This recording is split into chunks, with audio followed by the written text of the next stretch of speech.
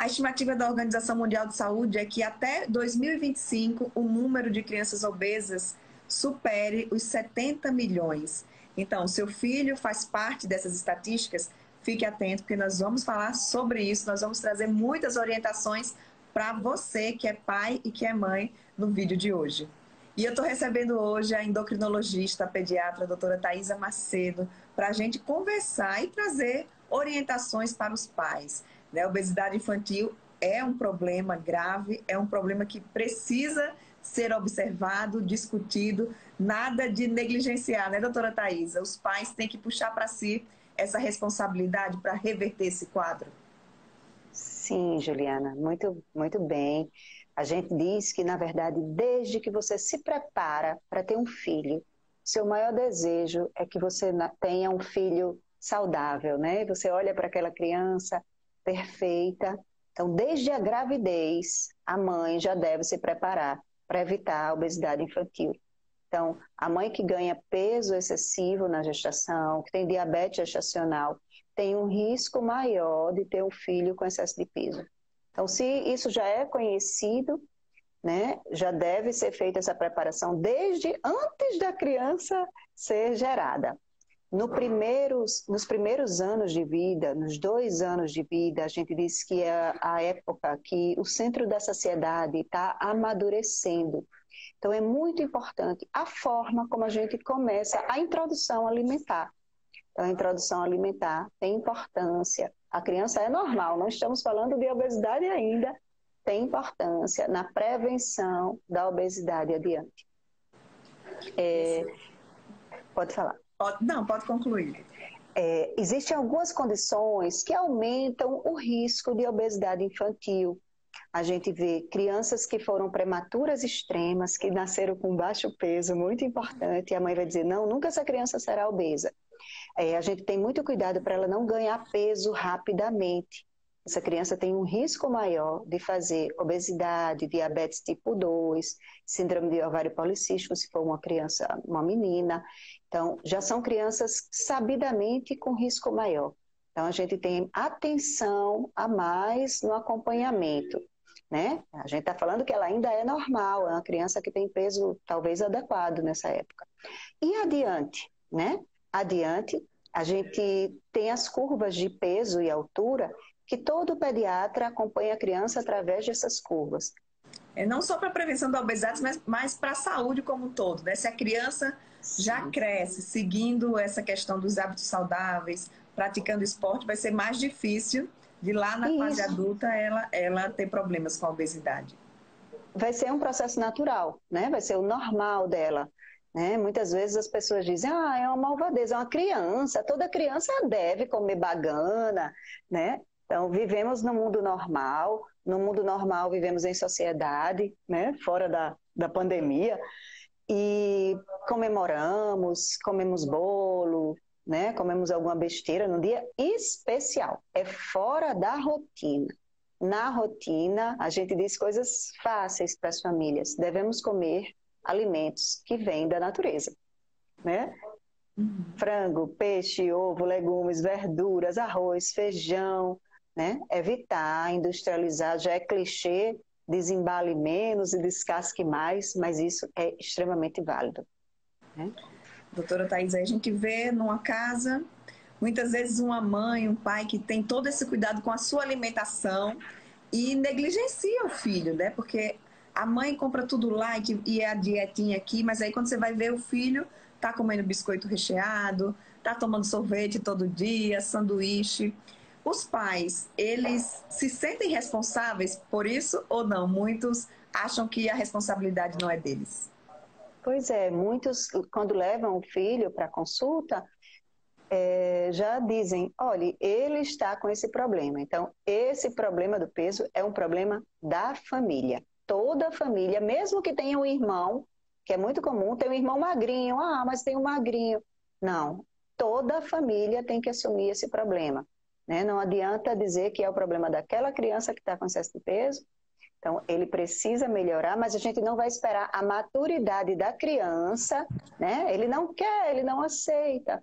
se não tiver na casa, ele não tem escolha, né? Porque ele não consegue fazer compras, ele não consegue trazer o alimento para casa.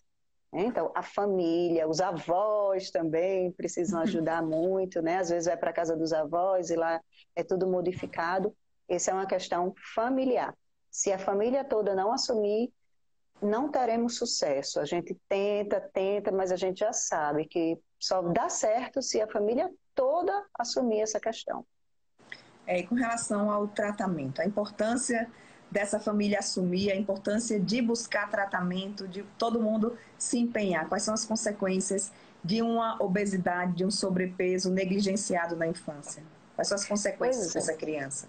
As consequências são consequências imediatas, já na infância. Por exemplo, problemas emocionais, a gente vê que tem uma associação grande com depressão, tem associação com baixa autoestima, eles podem sofrer bullying já nessa época, né, na infância. Na infância também problemas ortopédicos, né, pela sobrecarga nas articulações, nos ossos, né? Então as crianças têm problema de quadril, de joelho, já na infância. A gente já vê na infância o aumento de gordura no fígado, né? Além das famosas taxas que são mais conhecidas pela população, né? Elevar glicose, elevar colesterol, né? Então, na infância a gente já vê isso acontecer, mas principalmente na vida adulta. Então, a OMS já reconhece que desde do ano 2000 vivemos a epidemia de obesidade e a principal causa de morte no mundo são consequências da obesidade. Então, além dos problemas agudos que acontecem na infância, os problemas crônicos, doença cardiovascular, diabetes, na vida adulta. Doutora Thaisa, e o tratamento dessa criança? A gente sabe que os adultos no tratamento da obesidade é um tratamento multidisciplinar, né? Envolve a nutricionista, atividade física, muitas vezes medicamento, acompanhamento com psicólogo. A criança, ela também precisa desse suporte geral? É muito importante o apoio familiar. A gente vê que quando a família está bem envolvida, né, a gente vai conseguir, mas claro que é muito bom, é muito favorável se tiver a ajuda do psicólogo, do nutricionista, do educador físico, né, a gente levar isso para um lado bom, para que seja prazeroso, que não seja sofrido, não seja punitivo o tratamento, né? Hoje já temos em mão, que antes só tinha para adulto, medicações aprovadas a partir de 12 anos para a infância. Embora, né, Juliana, sempre a gente vai querer tratar a raiz do problema. Se tem um estilo de vida alterado, a gente diz, não tem remedinho para estilo de vida. O estilo de vida a gente tem que corrigir o que está errado, né? Mas muitas vezes a gente precisa tratar a ansiedade com medicação e precisa tratar, sim, o próprio peso com medicação. Isso já é aprovado desde o ano passado, desde o ano 2000, tem medicações aprovadas a partir de 12 anos, então melhorou muito a nossa forma de terapia, né? Para o pediatra, que antes a gente ficava assistindo, esperando chegar uma coisa maior para poder tratar. Hoje a gente já tem alguma arma de terapia que ajuda a família, ajuda a criança demais.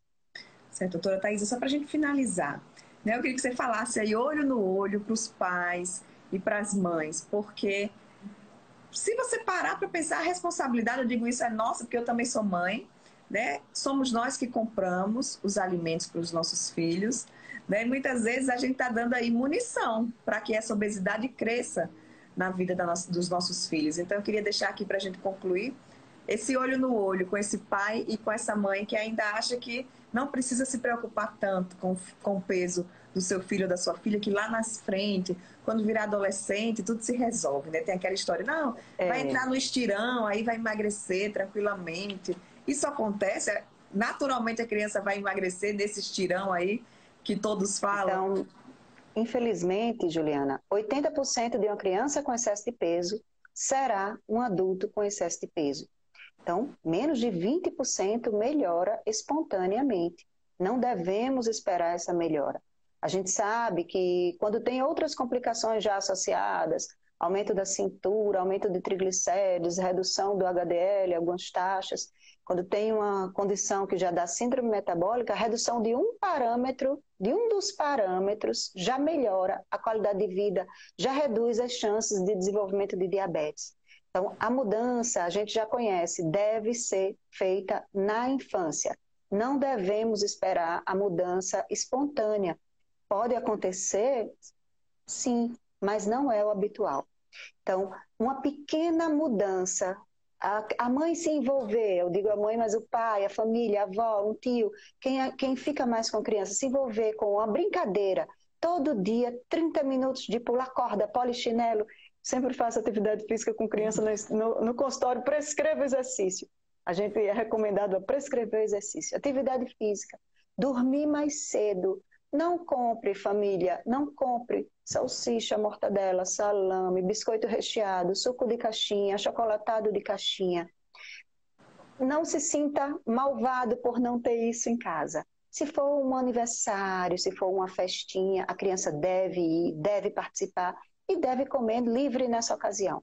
Em casa, comida saudável, né? Isso daí muda a vida da criança.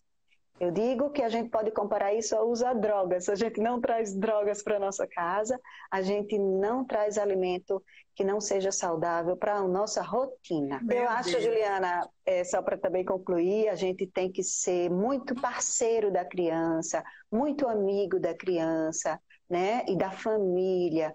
Tentar identificar o que está sendo difícil ali naquele momento, né? Quando a gente consegue identificar o problema, é mais fácil. Quando a gente não enxerga o problema, é muito difícil ter a solução, né? Então, a gente tem que enxergar, observar, saber das evidências e aí tentar viver melhor, né? Ótimo. Muito obrigada, doutora Thaís. Obrigada também.